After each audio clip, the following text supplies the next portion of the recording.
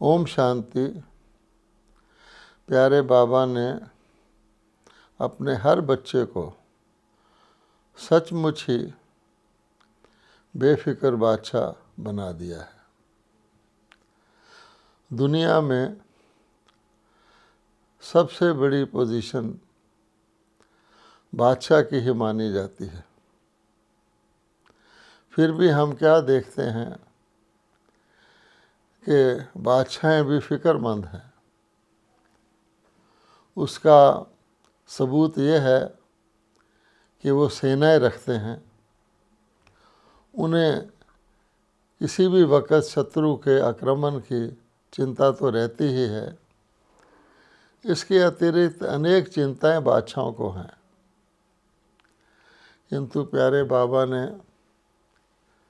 हमारे बाबा सर्वशक्तिवान हैं, अपने हर एक बच्चे को, और वो भी कलयुग के अंत में, जबकि सभी आत्माएं निर्बल हो चुकी हैं और चारों तरफ हर प्रकार का चिंता, भय इत्यादि बढ़ रहा है, ऐसे विश्व में अपने बच्चों को संगम युग पर कमल फूल समान बनाकर अलौकिक जीवन देकर पुराने कलयुगी जीवन से मर्जीवा बनाकर सचमुच बेफिक्र बादशाह बना दिया है।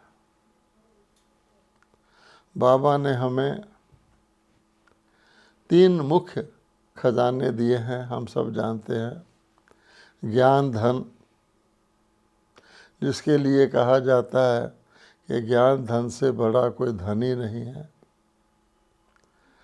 फिर शक्तियों का खजाना, सर्वशक्तिवान की संतान है तो उनका वर्षा शक्तियों के रूप में तो मिलता ही है। और फिर गुणों का खजाना, तो जिसके पास ज्ञान भी हो, शक्तियाँ भी हों और गुण भी हों, तो वो तो बेफिक्र बादशाह हो ही जाएगा। अब देखिए कि बाबा ने जो हमको तीनों कालों, तीनों लोकों का ऐसा ज्ञान दिया है जो केवल बाबा ही दे सकते हैं, उसका परिणाम क्या हुआ कि हमको बाबा ने बताया कि बच्चे, कोई भी परिस्थिति आती है तो ज्ञान के आधार से उसको आप तुरंत समाप्त कर सकते हैं। उदाहरण के तौर पर व्यक्ति को शारीरिक रोग आता है तो बाबा ने बताया हुआ है, ये तुम्हारे पिछले कर्मों के हिसाब से ही आता है। और जो बाबा ने ड्रामा का ज्ञान दिया है कि हर चीज़ जो आती है वो जाती ज़रूर है, तो अपना भोगना भोग कर ये चले जाएगा। इसलिए हम चिंतित नहीं होते कि क्या होगा, ये ना हो जाए, वो ना हो जाए। तो इसलिए ड्रामा का ज्ञान कि जो आया है वो जाएगा, इसको बाबा ने पास शब्द भी कहा है कि अगर आपने इस परिस्थिति से पास होना है तो ये समझो कि जो कुछ भी सामने आया है वो पास हो जाएगा। इसी प्रकार से हम देखते हैं कि अन्य कोई प्रकार की व्याधि आ जाती है, कोई परिस्थिति आ जाती है, तो बाबा फिर कहते हैं कि देखो बच्चे, इस समय संगम पर तुम्हारी चढ़ती कला है और इसलिए कुछ भी आएगा तुम्हारी चढ़ती कला तो कायम ही रहेगी। व्याधि आई है और बाबा ने बताया हुआ है कि ड्रामा रिपीट होता है। कल पहले भी आई थी चली गई थी, अब भी चली जाएगी। तो कितना हमें कॉन्फिडेंस मिलता है कि कुछ भी आएगा, एक तो चला जाएगा और दूसरे चढ़ती कला है। तो चढ़ती कला में ये जो भी हमारे सामने घटना आती है वो हमें कुछ शिक्षा भी दे के जाती है, अनुभव भी दे के जाती है, जिसके आधार पर हम आगे के लिए उससे बच जाते हैं। तो ज्ञान एक ऐसा बल है जिससे हम आदि मध्य अंत को जानने के कारण शक्तिशाली हो जाते हैं और किसी प्रकार के भी चिंता व भय से मुक्त रहते हैं। फिर बाबा ने हमें मास्टर सर्वशक्तिवान बनाया है। सर्वशक्तियों में अष्ट शक्तियाँ तो प्रसिद्ध हैं, मुख्य शक्तियाँ हैं, इसीलिए अष्टभुजाधारी भी दिखाया जाता है। अब ये शक्ति ऐसी चीज़ है कि हमको ज्ञान मिल भी जाए, लेकिन अगर उसके साथ शक्ति ना हो फिर भी संभावना रहती है चिंता और भय की, बेफिक्र नहीं बन सकते। इसलिए बाबा ने कहा है कि ज्ञान बल के साथ एक शब्द में कहें तो योग बल, जिसमें सब शक्तियाँ आ जाती हैं, तुमको दिया है। और योग बल की शक्ति के आगे कोई भी परिस्थिति टिक नहीं सकती। मान लीजिए शारीरिक व्याधि है, हमको पता है पिछले कर्मों के कारण आई है, इसको भोगना है, लेकिन सामान्यता जो मनुष्य भोगते हैं और बाबा के बच्चे, बाबा कहते हैं योग बल से वो सूली से कांटा बन जाती है। अशरीरी रहो तो उसकी महसूसता ही नहीं होती, बहुत कम महसूसता होती है और जल्दी से हम उसको पार कर लेते हैं। तो सर्व शक्तियों के कारण से, जिसको हम मनोबल भी कह सकते हैं, जब व्यक्ति का मनोबल बढ़ जाता है और उसको साथ साथ ये भी पता रहता है कि भगवान हमारे साथ है, जिसके परमात्मा साथ है उसे डरने की क्या बात है। तो अगर हमारी ताकत किसी समय परिस्थिति से कम भी होती है तो झट से बाबा को स्मृति में लाए तो हमारी शक्ति बढ़ जाती है। इसलिए बाबा कहते हैं हर समय ही मुझे याद रखो, तो व्याधियाँ और परिस्थितियाँ नज़दीक ही नहीं आएंगी, दूर से भाग जाएंगी।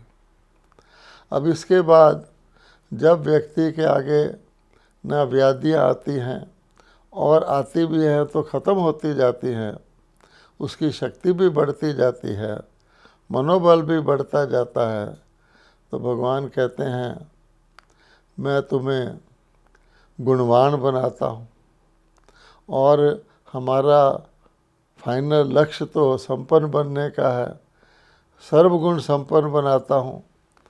अब सर्वगुण संपन्न बनने में तो कमाल ही हो जाता है, क्योंकि हम देखते हैं कि जो कुछ भी हमें परिस्थितियाँ आती हैं या व्याधि आती हैं, उसके मूल में गुणों की कमी होती है या अवगुण होता है। अब मान लीजिए हम डरते हैं क्योंकि हमारे शत्रु हैं, तो शत्रु क्यों बनते हैं? शत्रु इसलिए बनते हैं कि हम दुश्मनी मोल ले लेते हैं। किसी न किसी प्रकार की दुश्मनी मोल लेने से शत्रु बन जाता है और फिर शत्रु का हमें सामना करने का भय हर वक्त रहता है, चिंता रहती है, शत्रु कहीं अधिक शक्तिवान न बन जाए। राजाओं के तो बाहर के शत्रु होते हैं। अब बाबा ने हमें बताया है हमारे सारे तो अंदर के ही शत्रु और मित्र हैं। आत्मा अपना ही मित्र है, अपना ही शत्रु है। तो मान लीजिए हम किसी से ईर्ष्या करना शुरू कर देते हैं या किसी से हमें घृणा की भावना आ जाती है, होता तो ये देह अभिमान के कारण ही है, किंतु जब ये आ जाता है तो हमारे अंदर एक शत्रु पैदा हो गया। हम बहुत खुश हैं, हम बहुत पुरुषार्थ कर रहे हैं, अचानक जिससे हमें घृणा है उसका चेहरा सामने आ जाएगा तो हमारी सारी खुशी ही गायब हो जाएगी। हम अपनी अलौकिक बेहद की कमाई करने की बजाय, जिसको बाबा ने कहा हुआ है जितना करेगा उतना पाएगा, दुनिया में तो कर्मों का हिसाब किताब से खाता बनता है। यहाँ बाबा कहते हैं एक करेगा तो पद्म पाएगा, क्योंकि भगवान के द्वारा हमें पद्मों की कमाई होती है, एक कदम में पद्म है। तो उसका चेहरा सामने आते ही जिससे हम घृणा करते हैं, क्या होगा हम जानते हैं कि बार बार उसी का ख्याल आता रहेगा। ना हम योग लगा सकेंगे, ना हम अपनी ऊंची अवस्था में स्थित रह सकेंगे। ऐसे ही ईर्ष्या की बात है। ये तो हमने अपने अंदर ही रोग पैदा किए हुए हैं। तो बाबा कहते हैं घृणा है, ईर्ष्या है, इससे बचने के लिए बाबा कहते हैं ये इनको हटाने से नहीं हटते हैं।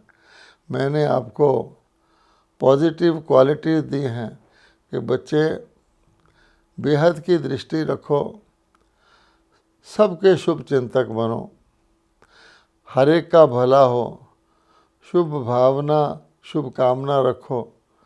तो यदि हम सबके लिए शुद्ध भावना शुभ कामना रखते हैं तो कौन हमारा दुश्मन बनेगा? किससे हम ईर्ष्या करेंगे? ईर्ष्या करने का तो प्रश्न ही नहीं पैदा होता शुभ भावना के लिए। और फिर बाबा कहते हैं हर एक को दुआएं दो। भक्ति में भी हम कहते आए हैं जा तेरा भी भला हो, जा तेरा भी भला हो। उसमें हमें ज्ञान नहीं था। अब बाबा कहते हैं कि सारे ही सभी अपने हैं, हमारे परम प्रिय परम पिता परमात्मा की ही संतान है, सारा विश्व ही अपना है। इसलिए वो जो भाईचारे का नाता, अपने का नाता, ये परमात्मा की ही बेहद परिवार है, इसकी जब भासना होती है, इसका ख्याल रहता है तो हम उनका भला ही सोचते हैं। भगवान तो कहते हैं हर एक को दुआ दो, क्योंकि लोग आजकल जितने भी हैं, अब किसी को कहो कि ये तुम्हारी थोड़ी सी कमी है, इसको सुधार लो, उसको भी वो मुश्किल समझते हैं। आत्माएं कमज़ोर हो चुकी हैं। तो हर एक क्या चाहता है? हर एक चाहता है मुझे कोई ब्लेसिंग दे दे, मेरे पर आशीर्वाद कर दे। चाहता हर एक है कि अपनी कमज़ोरी से निकल आए। तो बाबा कहते हैं दुआ देने का काम भी मेरे बच्चे ही कर सकते हैं। तो जो आए उसको अगर हम दुआ देते जाएं तो क्या होगा, वो अति प्रसन्न हो जाएगा और उसकी खुशी से सारा जो वातावरण है वो भी हर्षित हो जाएगा। और बाबा हमको याद भी कराते हैं कि आपकी तो मूर्तियाँ, जो द्वापर से देवी देवताओं की मूर्तियाँ बनती हैं, वो भी आज तक दुआ देती हैं, आशीर्वाद करती हैं। भगत जन मूर्तियों के आगे जाके अपने आप को दर्शन करके देवियों का देवताओं का आशीर्वाद लेके अपने आप को धन्य धन्य समझते हैं, प्रफुल्लित हो जाते हैं। तो चेतन में बाबा कहते हैं कि जब आप ये देते हो तो फिर किसी से ईर्ष्या करना, घृणा करना, द्वेष करना, इसका तो प्रश्न ही नहीं पैदा होता। ये सब अपने आप हमारे अंदर ख़त्म हो जाते हैं। और फिर बाबा कहते हैं कि एक बात से हमें बाबा सावधान कर रहे हैं कि बच्चे तुम मेरी संतान हो, सर्वशक्तिवान की संतान हो, और मेरे से तुम अगर प्रेम का संबंध रखोगे तो मैं तुम्हें सभी संबंधों की भासना दूंगा। और साथ साथ ऐसी कोई भी प्राप्ति नहीं है जो मैं तुम्हें नहीं करवाऊंगा। और सचमुच हम अपने जीवन में देखते हैं, किसी भी ब्राह्मण के जीवन में देखते हैं कि हम अंदर से इतने गुणों से, इतनी शक्तियों से भरपूर हैं कि हमें कोई सांसारिक इच्छा तो पैदा ही नहीं होती। बाबा ने समझा दिया है कि ये प्रकृति जो है, ये जो साधन हैं, ये तो तुम्हारी परछाई की तरह हैं, ये तो तुम्हारे दास हैं। इसलिए इच्छा मात्रम अविद्या कहा गया है। अप्राप्त कोई वस्तु नहीं ब्राह्मणों के खजाने में। जिनका पिता परमात्मा है, उनको अप्राप्ति का तो सवाल ही नहीं होता पैदा। वो तो हर चीज़ में भरपूर रहते हैं। इसलिए दुनिया वाले भी जब बाबा के बच्चों को देखते हैं तो देखते ही रह जाते हैं। चेहरे को देखते हैं, कहते इतने संतुष्ट हैं, इतने संतुष्ट हैं, इनको क्या मिला है। तो उनको आकर्षण होता है, क्योंकि इच्छाएं हमारे अंदर होती नहीं, ऑलरेडी सारी इच्छाएं भरपूर होती हैं। ये तो द्वापर युग की गीता में भी लिखा हुआ है कि भगवान जो यज्ञ रचते हैं, उसमें जो ब्राह्मण होते हैं, उनकी सभी इच्छाएं वहाँ पूरी हो जाती हैं। तो इसलिए उस हिसाब से भी हम किसी प्रकार की भी चिंता और भय में नहीं रहते। फिर चिंता और भय क्यों होता है?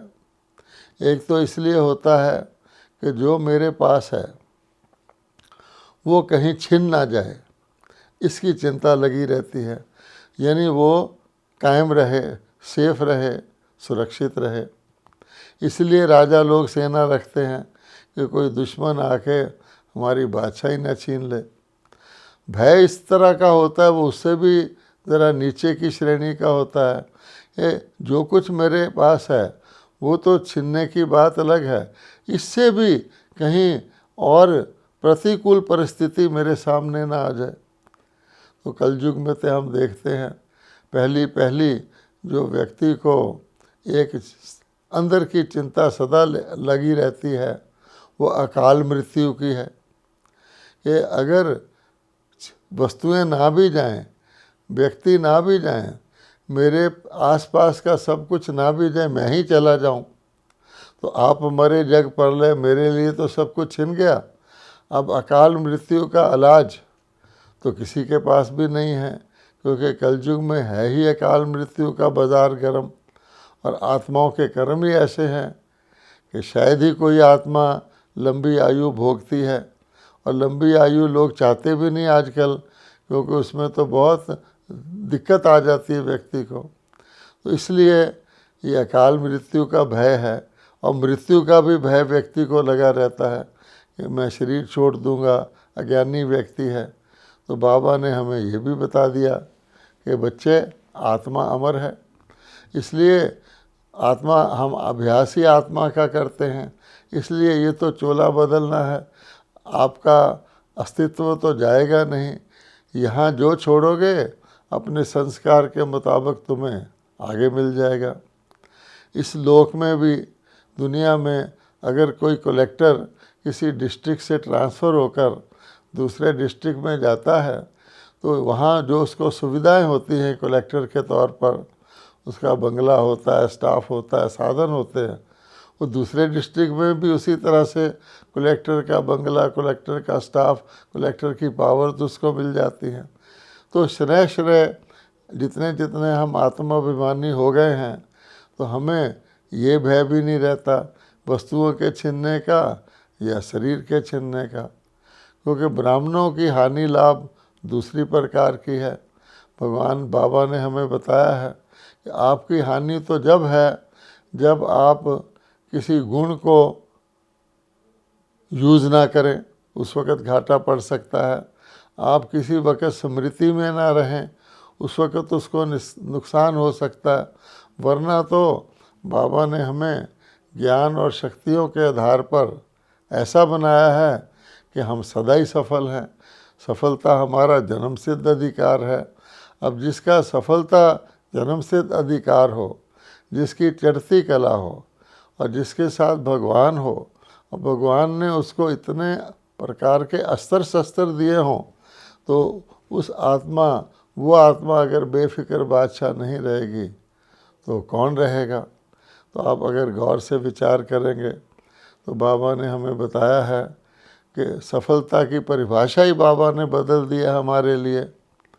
बाबा ने क्या कहा है कि जो बच्चे मैंने उनको इतनी ताकत दी है कि उस्तति निंदा, हानि लाभ, जय पराजय, मान अपमान, हर परिस्थिति में हम समान रह सकते हैं।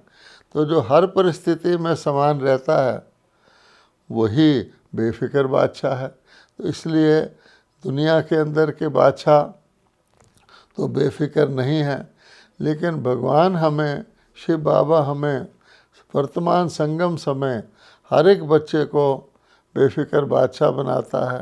क्योंकि बाबा ने कहा हुआ है कि 100 राज्य अधिकारी, वर्तमान समय हम 100 राज्य अधिकारी बनते हैं।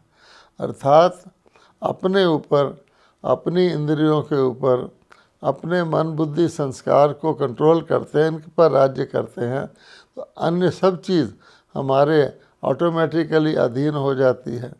अब देखेंगे शास्त्रों में सर्प का मिसाल दिया गया है कि सर्प ने डसा या सर्प के कारण से व्यक्ति काला हो गया, मूर्छित हो गया, उसकी मृत्यु हो गई, आदि आदि बताते हैं। तो आप देखेंगे कि जितने भी संगम युगी देवता दिखाए गए हैं सब सर्प तो उनका सेवक दिखाया गया है। विष्णु जी सर्प की सैया पर सो रहे हैं, शंकर जी ने सर्प का हार बनाया हुआ है।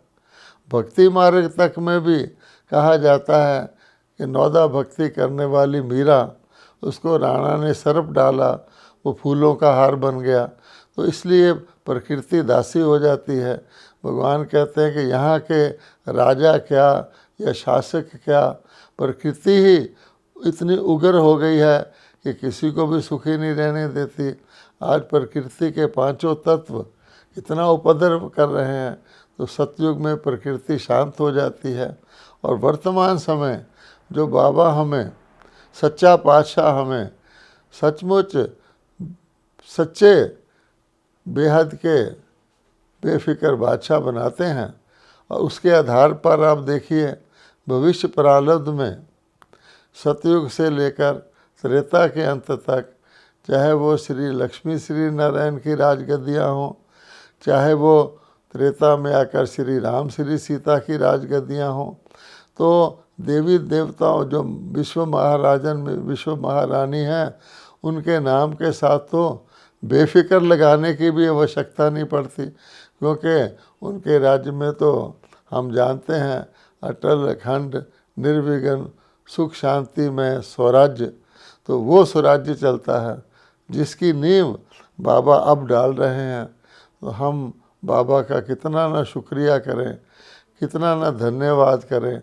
हर वक्त दिल से बाबा को प्यार से हम कहते रहें कि वाह बाबा वाह, आपने हमें क्या से क्या बना दिया। एक कलयुगी चिंता युक्त भयभीत व्यक्ति से लेकर हमें बाबा ने हर परिस्थिति में सदा के लिए संगम पर बेफिक्र बादशाह, अति इंद्रिय सुख का अनुभव करने वाले अपने बच्चे बना दिया। फिर दुनिया में तो एक आध बादशाह होता है, उसका छोटा सा परिवार होता है, बाकी तो और होते हैं। बाबा ने तो हमें इस समय परिवार ही बेफिक्र बादशाहों को दे दिया है, और वो वैश्विक परिवार है और इतना बड़ा परिवार है कि उसके अंदर ही हम विचरते रहें तो बेफिक्र बादशाहों की संगम युग की अलौकिक दुनिया में हम विचर रहे हैं। तो इससे अच्छा सुख सारे कल्प में किसको मिल सकता है? सिर्फ शिव बाबा ही हमें देते हैं। इसलिए हम कहते हैं वाह बाबा वाह, शुक्रिया बाबा शुक्रिया। ओम शांति।